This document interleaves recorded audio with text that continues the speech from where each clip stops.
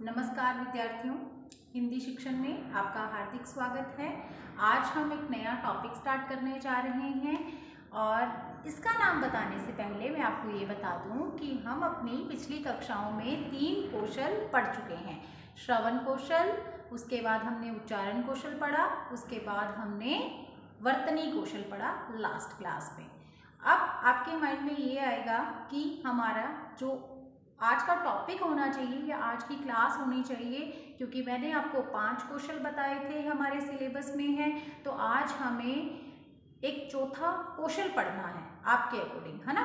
तो मैं आपको ये बताऊं, मैंने आपको फर्स्ट यूनिट के सेकंड पॉइंट में 5 क्वेश्चन बताए थे, बिल्कुल सही बात है। उनमें से मैं 3 क्वेश्चन आपको पढ़ा चुकी हूँ। उच्चारण कौशल आता है उसमें, फिर है उसके श्रवण कौशल है, फिर उच्चारण कौशल है, फिर उसके बाद वर्तनी कौशल है, फिर वाचन है और एक कौशल है अभिव्यक्ति कौशल। ठीक है, जिसमें से 5 मैंने बताए थे, 5 ही हैं, सिलेबस देख लेना। जिसमें से 3 मैं आपको पढ़ा चुकी हूँ। ठीक है, श्रवण कौशल आपने मेरे साथ पढ़ा, उसके बाद उच्चारण कौशल पढ़ा और उसके बाद वर्तनी कौशल। ठीक है, अब जो पीछे वाचन कौशल और अभिव्यक्ति कौशल है, तो आपकी लैंग्वेज अक्रॉस द करिकुलम जो कंपल्सरी कोर्स है, कंपल्सरी आपका पेपर है जिसे मैं ही पढ़ा रही हूँ आपको, तो ये वहाँ पे आएगा। इसलिए मैं डबल में आपको नहीं पढ़ा रही हूँ, आप याद रख लीजिए। नहीं तो हम कांटेक्ट में ही हैं, मैं याद दिलाती रहूँगी आपको टाइम टू टाइम कि आपने वो 2 कौशल वहाँ पे पढ़ने हैं, वो यहाँ भी हैं। इसलिए मैं डबल में आपको नहीं पढ़ा रही हूँ। अब आपकी कन्फ्यूज़न दूर हो गई होगी। ठीक है, अब आज क्या टॉपिक है? आज का टॉपिक है हमारा पुस्तकालय एवं वाचनालय का हिंदी भाषाई विकास में उपयोग। ये भी आपकी इकाई फर्स्ट जो है, इकाई 1 जो है, पहली इकाई जो है यूनिट 1 के, ये आपको दिखाई देगा 4th पॉइंट में। ठीक है, यूनिट 1 के 4th पॉइंट में आपको दिखाई देगा। यूनिट फर्स्ट का टॉपिक है ये, आप सिलेबस देख लेना, आपको पता चल जाएगा। अब स्टूडेंट्स, पुस्तकालय या वाचनालय की अगर मैं बात करूं, तो पुस्तकालय अर्थात जिसे हम इंग्लिश में क्या कहते हैं, पुस्तकालय का मीनिंग क्या है इंग्लिश में? लाइब्रेरी। हम लाइब्रेरी ज़्यादा बोलते हैं, तो लाइब्रेरी हमें पता ही है क्या होती है लाइब्रेरी। अब लाइब्रेरी के साथ ये वर्ड लिखा हुआ है वाचनालय। ये वाचनालय क्या होता है? लाइब्रेरी को तो हम जानते हैं, वाचनालय क्या होता है? इस शब्द पर अगर मैं बात करूं तो रीडिंग रूम आपने सुना होगा इसका नाम, रीडिंग रूम। इंग्लिश में एक वर्ड है रीडिंग रूम और एक होता भी है रीडिंग रूम। ठीक है, बाकी आगे इसके बारे में मैं आपको बताने वाली हूँ। यहाँ पे टाइटल में, टॉपिक के नाम में कहीं कंफ्यूज नहीं हो जाना, इसलिए थोड़ा सा पुट दे दिया है आपको। अब आगे जो है विस्तार चलेगा, पूरी व्याख्या चलेगी। 25-30 मिनट हमने यही काम करना है। तो सबसे पहले हम बात करते हैं पुस्तकालय के विकास की। ठीक है, किस तरह से पुस्तकालय अस्तित्व में आए, इस पे बात करूंगी मैं सबसे पहले आपके साथ। देखो, टाइम है 1953 माध्यमिक शिक्षा आयोग, आपने नाम सुना होगा, जिसका दूसरा नाम है मुदालियर आयोग। नहीं सुना है तो दोनों नाम पता होने चाहिए। माध्यमिक शिक्षा आयोग 1953 में आया था, जिसका दूसरा नाम था मुदालियर आयोग। अब इसका दूसरा नाम ये मुदालियर आयोग क्यों था? क्योंकि इसके अध्यक्ष जो थे वो उनका सरनेम था मुदालियर, इसलिए उनको इस आयोग को नाम दे दिया गया मुदालियर आयोग, लेकिन मुख्य रूप से इसका नाम माध्यमिक शिक्षा आयोग ही है। ठीक है, अब इसने क्या कहा, इसने क्या किया? तो सबसे पहले ये माध्यमिक शिक्षा आयोग ही था, ये मुदालियर आयोग ही था, जिसने विद्यालय पुस्तकालय के महत्व की ओर ध्यान आकर्षित किया। सबसे पहले स्कूल लाइब्रेरी होनी चाहिए, स्कूल में एक लाइब्रेरी होनी चाहिए, इस ओर ध्यान कौन लेकर के गया? यही मुदालियर आयोग 1953 में। ठीक है, फिर उसके 4 साल बाद 1957 में, क्योंकि इन्होंने ध्यान आकर्षित कर दिया इस ओर, तो यहाँ पे पुस्तकालय सलाहकार समिति, ठीक है, ये बनी है पुस्तकालय सलाहकार समिति, और इस समिति की सिफारिश के आधार पर ही दिल्ली में केंद्रीय पुस्तकालय बना। एक सेंट्रल लाइब्रेरी की जो है वहाँ पे डेवलप की गई, उसको विकसित किया गया या उसकी स्थापना की गई। और इसके साथ ही बम्बई, कलकत्ता, मद्रास में प्रादेशिक पुस्तकालयों की व्यवस्था की गई। दिल्ली में तो केंद्रीय पुस्तकालय और बम्बई, कलकत्ता, मद्रास इन 3 जगहों पर प्रादेशिक पुस्तकालयों की स्थापना हुई। किसके कहने पर? पुस्तकालय सलाहकार समिति के कहने पर, इसकी सिफारिश पर 1957 में। उसके बाद 1964 से 66 यहाँ पे शिक्षा आयोग ने क्या काम किया? दूरस्थ ग्रामीण विद्यालय के लिए भी निकटवर्ती पड़ोसी पुस्तकालय की स्थापना। इन्होंने ये बात कही कि अगर दूरस्थ ग्रामीण, बहुत ऐसे दूरस्थ इलाके जहां पर विद्यालय के अंदर लाइब्रेरी पॉसिबल नहीं है लेकिन लाइब्रेरी सबके लिए होनी चाहिए, तो क्या करें? ग्रामीण विद्यालय, जो दूरस्थ ग्रामीण विद्यालय है उनके लिए निकटवर्ती पड़ोसी, अगर पास में भी अगर उनके वहां पे लाइब्रेरी नहीं बन सकती, पुस्तकालय नहीं बन सकता, तो कोई निकटवर्ती पड़ोसी पुस्तकालय की वहां पे सुविधा उपलब्ध कराई जाए। ये किसने कहा? 1964 से 66 तक ये काम करने वाले थे शिक्षा आयोग। उसके बाद देखिए 1986 में क्या आया? राष्ट्रीय शिक्षा नीति लागू हुई। इसमें क्या बात कही गई? औपचारिक तथा अनौपचारिक शिक्षा के प्रचार प्रसार के साधन केंद्रों के रूप में व्यवस्था कि ये जो पुस्तकालय हैं इनकी स्थापना होनी चाहिए औपचारिक तथा अनौपचारिक शिक्षा के प्रचार प्रसार के साधन केंद्रों के रूप में। ये साधन होंगे, ठीक है, ये साधन केंद्र होंगे, अर्थात पुस्तकालय में क्या होती है? पुस्तकें होती हैं। तो अगर कोई बालक स्कूल तक नहीं जा सकता, अनौपचारिक शिक्षा लेना चाहता है, तो ये पुस्तकालय अनिवार्य रूप से उसे पुस्तकें उपलब्ध कराएंगे। वो वहां जाकर के, इन पुस्तकालय के साथ वाचनालय होता है, जैसे मैं अभी बात भी करूंगी इस पे, तो वहां पे जाकर के पढ़ सकते हैं। तो इन केंद्रों की जो स्थापना है या पुस्तकालयों की स्थापना औपचारिक या अनौपचारिक शिक्षा के प्रचार प्रसार के रूप में की जाए या उनके साधन केंद्रों के रूप में की जाए। उसके बाद देखिए नेक्स्ट है 7वीं पंचवर्षीय योजना। 7वीं पंचवर्षीय योजना में क्या हुआ? ज्यादा बड़ी बिंदी लग गई है यहाँ पे। 7वीं पंचवर्षीय योजना, इसमें क्या हुआ? राष्ट्रीय आय का शिक्षा पर होने वाले खर्च को 3% से 6% कर देने के संकल्प से, ये संकल्प लिया गया कि राष्ट्रीय आय का पहले 3% शिक्षा पर खर्च किया जाता था, अब किया जाएगा 6%। ठीक है, 3% से 6% शिक्षा पर बढ़ा दिया गया, यानी पहले खर्च होता था राष्ट्रीय आय का 3% शिक्षा पर, अब होगा 6%। ये संकल्प लिया गया और इसी संकल्प से पुस्तकालयों की व्यवस्था की गई। ठीक है, तो ये है पुस्तकालय का विकास, कहाँ से काम शुरू हुआ और किस तरह से प्रत्येक विद्यालय में प्रत्येक विद्यालय में एक पुस्तकालय की जो स्थापना हुई है वो इस क्रम में चली है। ओके, चलिए अब देखिए नीचे एक मैंने पुस्तकालय की डेफिनेशन लिखी है कार्लाइल के अनुसार, आपको दिखाई दे रहा होगा। कार्लाइल के अनुसार, मुझे किसी राष्ट्र की पुस्तकों एवं पुस्तकालयों की संख्या बतला दो। ये कार्लाइल क्या कहते हैं? मुझे किसी राष्ट्र की पुस्तकों एवं पुस्तकालयों की संख्या बतला दो। मैं यह कह दूंगा, क्या कह दूंगा? कि उस राष्ट्र की शक्ति क्या है, उसकी आकांक्षाएं क्या है तथा उसका वर्तमान तथा भविष्य क्या है। बहुत बड़ी बात कही है पुस्तकालय के बारे में हमारे कार्लाइल जी ने। अब कार्लाइल ये कहते हैं कि मुझे तो कुछ मत बताओ किसी राष्ट्र की शक्ति के बारे में, उसकी आकांक्षाओं के बारे में, उसके वर्तमान भविष्य के बारे में कुछ भी मत बताओ। मुझे तो केवल मात्र किसी भी राष्ट्र की केवल और केवल पुस्तकें कितनी हैं या पुस्तकालय कितने हैं उस राष्ट्र में ये बता दो, और बाकी का मैं उनके आधार पर, यानी पुस्तकों और पुस्तकालयों की संख्या के आधार पर वो बात करते हैं किसी राष्ट्र की शक्ति के बारे में बात क्लियर करने की।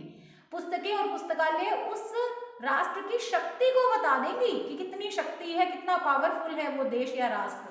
इसके अलावा उसकी अपेक्षाएं या आकांक्षाएं क्या है वो भी पता चल जाएंगी पुस्तकों और पुस्तकालयों की संख्या से, और पुस्तकों या पुस्तकालयों की या इन दोनों की संख्या से ही उसका वर्तमान भी पता चल जाएगा और उसका भविष्य भी पता चल जाएगा। बहुत ही अच्छी डेफिनेशन और बहुत ही इजी डेफिनेशन, आसान परिभाषा है, आपको याद भी हो गई होगी साथ ही साथ।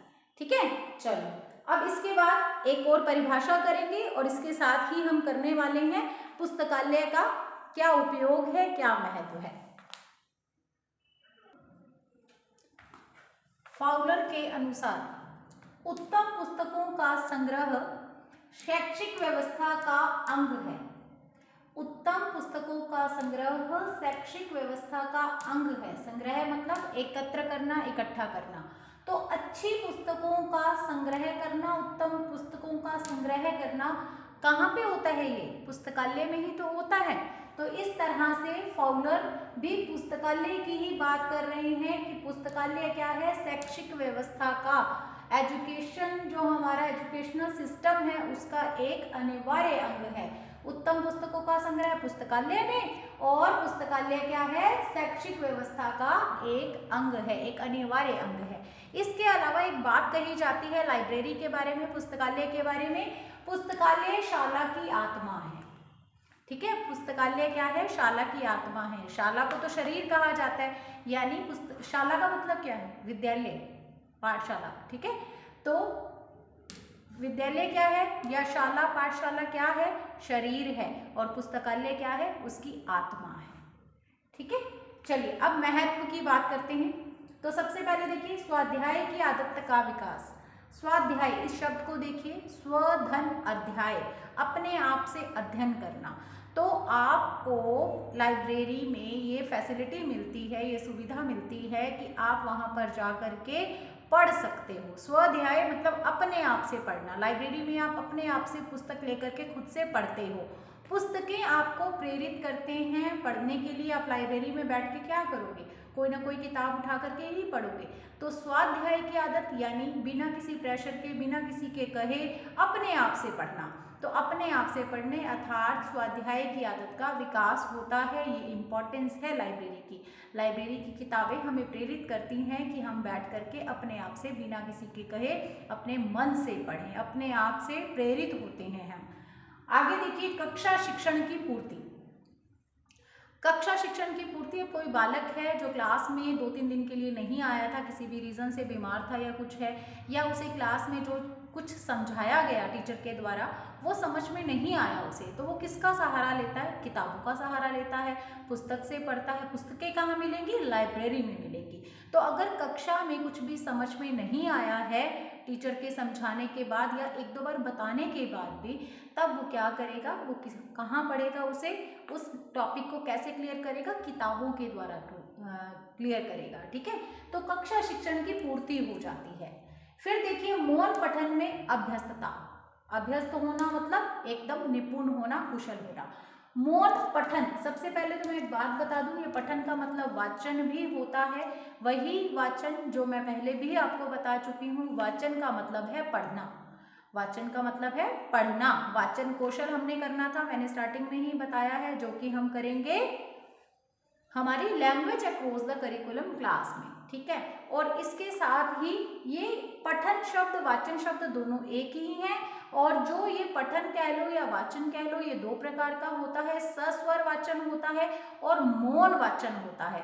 सस्वर पठन या सस्वर वाचन का मतलब बोल बोल करके पढ़ना, जैसे छोटे बच्चे पढ़ते हैं। और मौन पठन या मौन वाचन का मतलब चुपचाप से केवल आंखों और मस्तिष्क का प्रयोग करके पढ़ना। ठीक है, चुपचाप से, यानी दूसरों को डिस्टर्बेंस नहीं होती है इससे, तो इसको बोलते हैं मौन पठन। तो लाइब्रेरी में, पुस्तकालय में किस प्रकार का पठन होता है, किस प्रकार का वाचन होता है, कैसी रीडिंग होती है? वहां पे होती है साइलेंट रीडिंग। तो इस तरह से बच्चा अभ्यस्त हो जाता है इस साइलेंट रीडिंग में। अगर बच्चा अपनी पूरे लाइफ ऐसे बोल बोल करके जोर जोर से सस्वर वाचन करेगा, रैपिड रीडिंग करेगा, तो बताओ फिर उसकी वजह से कितनी ज़्यादा प्रॉब्लम होगी दूसरों को। नहीं चलेगा ना काम पूरी लाइफ में ऐसे ही। घर में कोई बोल बोल के अखबार भी पढ़ रहा होता है, मान लो आपके कोई घर में ओल्ड हैं, कोई बुजुर्ग हैं, दादू हैं, आपके दादी हैं, वो जोर जोर से बोल बोल के अगर अखबार पढ़ते हैं तब भी दूसरों को इरिटेशन होने लग जाती है, नहीं सहन होता ना। या फिर आपके एग्जाम के डेज हैं, आपका कोई छोटा भाई बहन है, वो बोल बोल के पढ़ता है, तो आप उसको कहते हो फिर तू दूसरे कमरे में जा करके पढ़, नहीं तो यहाँ पे मुझे डिस्टर्बेंस होगी, है ना। इरिटेशन होती है, डिस्टर्बेंस होती है दूसरों को। तो इस तरह से हमें क्या होना चाहिए? साइलेंट रीडिंग में, मौन पठन में अभ्यस्त होना चाहिए। और लाइब्रेरी या पुस्तकालय इस काम में बहुत ही हेल्प करता है, इसकी इंपॉर्टेंस है इस काम में, ये अभ्यस्त बना देता है हमें मौन पठन में, साइलेंट रीडिंग में। चलिए नेक्स्ट है अवकाश के समय का सदुपयोग। अवकाश के समय का सबसे अच्छा सदुपयोग है अगर आप कोई पुस्तक पढ़ते हैं तो। अब ये पुस्तकें कहाँ उपलब्ध होती हैं विद्यालय में, तो वो लाइब्रेरी में मिलती हैं। तो अगर आपको कोई खाली पीरियड हो तो आप लाइब्रेरी में जाकर अपनी पसंद की कोई भी पुस्तक पढ़ सकते हैं। आगे देखिए, अभावग्रस्त बच्चों की सहायता। अभावग्रस्त अर्थात जो बच्चे गरीब हैं, आपको पता ही है पुस्तकालय क्या करता है, बच्चे जब अगली क्लास में हो जाते हैं तो उनकी पुस्तकों को वहाँ पे वो सबमिट करवा देते हैं, जमा करवा देते हैं, और जिससे कि जो बच्चे पुस्तकें नहीं ले सकते मार्केट से उनकी हेल्प हो जाती है, उनको वो पुस्तकें दे दी जाती हैं। क्योंकि अब अगली क्लास में बच्चा हो गया है तो उसकी तो पुस्तकें एकदम वेस्ट ही हैं, यही माने कि वेस्ट कहने का मतलब पुस्तकें वैसे कभी वेस्ट नहीं होती हैं, लेकिन अभी फिलहाल उसके किसी काम की नहीं है क्योंकि वो अगली क्लास में हो गया है, अब उसको अगली कक्षा का सारा ज्ञान लेना है। तो अभी उसकी पुस्तकें वेस्ट नहीं, फ्री हैं, ये कह सकते हैं, फ्री हैं। तो वो क्या कर सकते हैं, अपनी पुस्तकों को लाइब्रेरी में जमा करा देते हैं, जिससे जो बच्चे बाजार से किताबें नहीं ले सकते उनकी हेल्प हो जाती है, उन्हें पुस्तकें उपलब्ध हो जाती हैं। नेक्स्ट है सुप्रसिद्ध लेखकों की कृतियों से संपर्क। अब सुप्रसिद्ध लेखकों की कृतियाँ अर्थात अब बहुत ही अच्छे कोई राइटर्स हैं, उनकी किताबें आपके मान लीजिए सिलेबस में नहीं लगी हुई, लेकिन आपका कोई कवि फेवरेट है या आप जो हैं खुद से एक कवि हैं, क्रिएटिव हैं, आपको रचनाएं अच्छी लगती हैं, कविताएं अच्छी लगती हैं, आपको कहानियाँ अच्छी लगती हैं, तो इस तरह से जो भी फेमस कहानीकार हैं या पोइट्स हैं, कवि हैं, उनकी आपको कृतियाँ या रचनाएं लाइब्रेरी में मिल जाती हैं, आप उनको आराम से बैठ कर के पढ़ सकते हो। तो सुप्रसिद्ध जो राइटर्स हैं, सुप्रसिद्ध लेखक हैं, उनकी कृतियाँ भी आपको वहाँ पे खुद से यानी पढ़ने के लिए खरीदने की कोई ज़रूरत नहीं है, आप लाइब्रेरी में जाकर के पढ़ सकते हो, अपने इंटरेस्ट को फुलफिल कर सकते हो। ठीक है, आगे देखिए 7th पॉइंट है आपके सामने, पाठ्य सहगामी क्रियाओं में सहायता।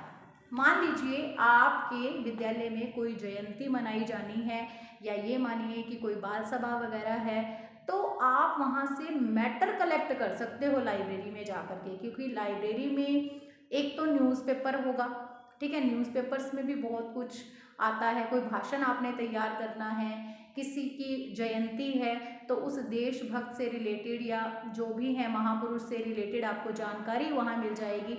और इसके अलावा न्यूज़पेपर के अलावा बहुत सारी पत्र पत्रिकाएं वहाँ पे होंगी, उनसे आप वो कलेक्शन कर सकते हो, या इसके अलावा आप क्या कर सकते हो, तो पुस्तकें तो हैं ही, अगर उनसे संबंधित उनके द्वारा लिखी गई या उनके बारे में किसी और राइटर ने लिखा है तो वो किताब मिल जाए, तब भी आप क्या कर सकते हो, अपना भाषण तैयार कर सकते हो, बाल सभा के लिए आपको मटेरियल मिल सकता है। इसके अलावा और कोई डिबेट वगैरह है मान लीजिए तो उसके लिए भी मिल जाएगा। तो ये सारी किस्में आती हैं, चाहे बाल सभा है, चाहे डिबेट है, चाहे भाषण प्रतियोगिता है, ये सब किस्में आएगा, निबंध प्रतियोगिता है, कहानी प्रतियोगिता है, ये सब किस्में आते हैं, ये सब आते हैं पाठ्य सहगामी क्रियाओं में, यानी पढ़ने के साथ साथ जो क्रियाएं बच्चों को विद्यालय में कराई जाती हैं। अदर कोकरिकुलर एक्टिविटीज, जिन्हें इंग्लिश में कहते हैं ना अदर कोकरिकुलम एक्टिविटीज, वही। आगे देखिए, जिज्ञासा शांत करने का साधन। जिज्ञासा शांत करने का साधन लाइब्रेरी है। कैसे है, अगर आपके मन में कोई सवाल है और उस समय आपके पास आपका शिक्षक अवेलेबल नहीं है, तब आप क्या करोगे, किताब में से देखोगे, लाइब्रेरी में जाकर के बुक्स के अंदर से आप अपनी किसी भी जिज्ञासा को शांत कर सकते हो। ठीक है, अब यहीं पे ही देख लो, अब आपको कोई भी उलझन होती है, क्योंकि टेक्नोलॉजी का युग है ना, तो आपके मोबाइल में जो गूगल है ना, वो भी क्या है, एक लाइब्रेरी ही है।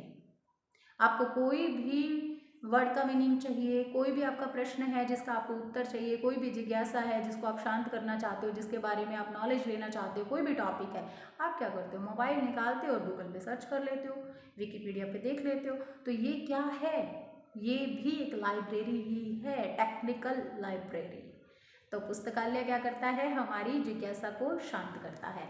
नेक्स्ट देखिए, विश्वसनीय ज्ञान की उपलब्धि। यहाँ पे पुस्तकालय के अंदर रेफरेंस बुक्स होती हैं, ठीक है, और वो रेफरेंस बुक्स जो होती हैं जो संदर्भ सामग्री जिसे हिंदी में कहते हैं वो बहुत ही हेल्पफुल होती हैं, विश्वसनीय होती हैं और आप उन पर विश्वास कर सकते हो। आपकी जो भी जिज्ञासा है, आपका जो भी प्रश्न है, वहाँ से आपको विश्वसनीय उत्तर प्राप्त हो जाता है अपने प्रश्नों का। तो विश्वसनीय ज्ञान यानी आप भरोसा कर सकते हो किताबों पर, इन रेफरेंस बुक्स को कह लो, संदर्भ सामग्री पर कह लो या किताबों पर आप यकीन कर सकते हो। जब आपके और आपके फ्रेंड के बीच में किसी भी टॉपिक पर कोई इशू हो जाता है कि नहीं नहीं यहाँ पे ये नहीं है, यहाँ पे ये है, इसका आंसर ये नहीं होगा, इसका ये होगा, तो आप कहाँ से देखते हो? आप किताब से ही तो देखते हो। ठीक है, तो इस तरह से किताबें कहाँ मिलेंगी? लाइब्रेरी में। तो लाइब्रेरी इंपॉर्टेंट हो जाती है। फिर देखिए अनुसंधान कार्यों में सहायक। अनुसंधान कार्य क्या होते हैं? जो रिसर्चेज होती हैं। तो मैं आपको ये बता दूं कि जब भी आप एमएड करते हैं या पीएचडी करते हैं तो आपको अपनी एक डेजर्टेशन तैयार करनी होती है, थीसिस जिसको बोलते हैं हम, तैयार करनी होती है। तो उसके अंदर वो आपका रिसर्च वर्क ही होता है। आपको एक टॉपिक पे रिसर्च करनी है और कंक्लूजन निकालना होता है। तो वहाँ पे अनुसंधान कार्यों में ये आपकी हेल्प कैसे होती है? तो जब भी कोई रिसर्च होती है तो रिसर्च से रिलेटेड 5 कॉपीज़ जो हैं, 5 कॉपीज़ तैयार की जाती हैं, जिनमें से एक कॉपी जो है कोई भी रिसर्च करेगा तो एक कॉपी लाइब्रेरी में अवेलेबल होती है। तो जब कोई और रिसर्च करता है तो वो उससे रिलेटेड जो वहाँ पे ऑलरेडी पहले से रिसर्च हो चुकी है, उनसे संबंधित जो थीसिस पढ़ी हैं उनकी हेल्प लेकर के हम भी या कोई भी अपनी रिसर्च कर सकता है। ठीक है, रिसर्च मतलब हम भी कुछ करने जा रहे हैं, थीसिस लिखने जा रहे हैं, तो पहले से जो वहाँ पे उपलब्ध है लाइब्रेरी में उन थीसिस को देख करके हमें गाइडेंस मिल जाती है रिसर्च करने की। तो अनुसंधान कार्यों में बहुत हेल्प हो जाती है। ये थीसिस कहाँ मिलेंगी फिर हेल्प करने के लिए? ये लाइब्रेरी में होती है। मैंने बोला ना, लाइब्रेरी की एक कॉपी होती है, 5 कॉपीज तैयार होती हैं, जिनमें से एक कॉपी जिस बच्चे ने या जिस व्यक्ति ने रिसर्च की है उसके पास रहती है, दूसरी कॉपी उसको जिसने रिसर्च करवाई है उसका जो गाइड है यानी उसका गुरु करवाने वाला, उसको दिशा निर्देश देने वाला, उसका जो टीचर है उसके पास होती है, तीसरी जिस इंस्टीट्यूट से उसने वो कोर्स किया है, पीएचडी की है या कुछ भी है, तो वहाँ के प्रिंसिपल के पास होती है, फोर्थ होती है यूनिवर्सिटी में जाती है। ठीक है, और फिफ्थ जो कॉपी है वो लाइब्रेरी में रहती है। ठीक है, तो इस तरह से अनुसंधान कार्यों में भी हेल्प हो जाती है। नेक्स्ट देखिए, समसामयिक घटनाओं की जानकारी कराने। समसामयिक घटनाओं की जानकारी, करंट तैयार करना है, इसका तो एक एग्जांपल यही है। आप किसी एग्जाम में अपने करंट तैयार करना है तो आपको क्या कहा जाता है? आप डेली रूटीन में क्या करें? डेली रूटीन में आप अखबार पढ़ें सबसे पहले तो अखबार जो है लाइब्रेरी में मिलती है आपको। ठीक है, इसके अलावा पत्र पत्रिकाएं वहाँ पे मिलती हैं, इंडिया टुडे, प्रतियोगिता साहित्य, ये कहाँ मिलेगी? लाइब्रेरी में मिलेगी। तो पुस्तकालय का कोई एक स्थान के रूप में महत्व नहीं है। ठीक है, अगर इंपॉर्टेंस की बात करो लाइब्रेरी की तो ऐसा नहीं है कि वो कोई खास स्थान होता है इसलिए उसका महत्व है। उसका महत्व क्यों है? क्योंकि उसके अंदर पुस्तकें मिल जाती हैं, पत्र पत्रिकाएं मिल जाती हैं, न्यूज़पेपर्स मिल जाते हैं, क्योंकि वो पुस्तकों का, पत्र पत्रिकाओं का, जर्नल्स का संग्रह है। तो इसका मतलब वहाँ पे सारा कुछ ये मिल जाता है, इसका मतलब वो इम्पॉर्टेंट है। ठीक है, उसका खुद का अस्तित्व नहीं है। पुस्तकालय शब्द कैसे बना है? पुस्तक से। ठीक है, तो ये पुस्तकें, ये मैगजीन्स या ये न्यूज़पेपर्स, ये जो इतनी अच्छी अच्छी रेफरेंस बुक्स होती हैं, रिसर्च की जो थीसिस होती हैं, वो पुस्तकालय में उपलब्ध होती हैं, इसलिए पुस्तकालय इम्पॉर्टेंट है। ओके, चलिए अब हमने ये पुस्तकालय की तो इसके महत्व की बात कर ली, इसके इम्पोर्टेंस पे बात कर ली। अब यहाँ पे ये वाचनालय जिसको मैंने स्टार्टिंग में बताया था, रीडिंग रूम, तो देखिए इस शब्द पे जाइए, इसका संधि विच्छेद हम करते हैं तो वाचन धन आलय, प्लस को धन बोलते हैं, पता ही होगा आपको, वाचन धन आलय, वाचन के लिए आलय। ठीक है, ये इसका अर्थ क्या हुआ? वाचन धन आलय अर्थात वाचन के लिए आलय। वाचन का मतलब मैं पहले ही बता चुकी हूँ आपको, रीड करना या पढ़ना, और आलय मतलब होता है स्थान। तो पढ़ने के लिए जो स्थान होता है उसको हम बोलते हैं वाचनालय। अब पढ़ने के लिए स्थान देखिए, वैसे तो ये होता है या होना भी चाहिए कि लाइब्रेरी में केवल आपको बुक्स मिलनी चाहिए और उसके साथ एक रूम बना होता है, स्थान बना होता है, जहाँ पे टेबल लगी होती है, चेयर्स लगी होती है, जहाँ पर बैठ करके आप उन बुक्स को पढ़ते हैं। लेकिन बहुत सारे स्कूल्स में मैंने देखा है वाचनालय और इसके साथ ही जो पुस्तकालय और वाचनालय दोनों इकट्ठे ही होते हैं। लाइब्रेरी में ही एक टेबल लगा करके, बड़ी सी टेबल लगा के, चेयर्स लगा करके वहीं बैठ करके पढ़ने की सुविधा मिलती है। तो वहाँ पे क्या है, वाचनालय भी है वही और पुस्तकालय भी वही है। लेकिन अगर आप गवर्नमेंट लाइब्रेरीज में जाएंगे तो वहाँ क्या है, आप पुस्तकालय से केवल और केवल पुस्तकें लेते हैं और रीडिंग रूम अर्थात ये वाचनालय जो है वो अलग बना होता है, साथ में बना होता है। आप वहाँ जा करके अपनी पुस्तकें पढ़ते हैं। और इसके अलावा वहाँ क्या ऑलरेडी क्या पढ़ा रहता है, हमेशा वहाँ पे न्यूज़पेपर होगी, पत्र पत्रिकाएं वहाँ पे ऑलरेडी पढ़ी होंगी। आपको जो बुक इशू करानी है तब आप लाइब्रेरी में जाइए, वो बुक इशू करवाइए और आकर के आप रीडिंग रूम अर्थात जिसे हम हिंदी में वाचनालय कहते हैं वहाँ पर बैठ करके पढ़ लीजिए उनको। ठीक है, तो स्टूडेंट पुस्तकालय और वाचनालय इन दोनों के बारे में मैंने आपको जितना भी बताया है, मुझे ये लगता है, ये एक्सपेक्ट करती हूँ मैं आपसे कि आपको ये अच्छे से समझ में आया होगा। ठीक है, मैं सफल रही होंगी मेरे शिक्षण में, ऐसा मेरा मानना है। तो ठीक है, आज की क्लास में इतना ही। पुस्तकालय एवं वाचनालय का हिंदी भाषाई विकास में उपयोग, ये टॉपिक हमारा कंप्लीट हो गया है। नेक्स्ट क्लास में एक नए टॉपिक के साथ मैं फिर से आपके सामने उपस्थित हो जाऊंगी। Thank you so much, have a nice day, God bless you.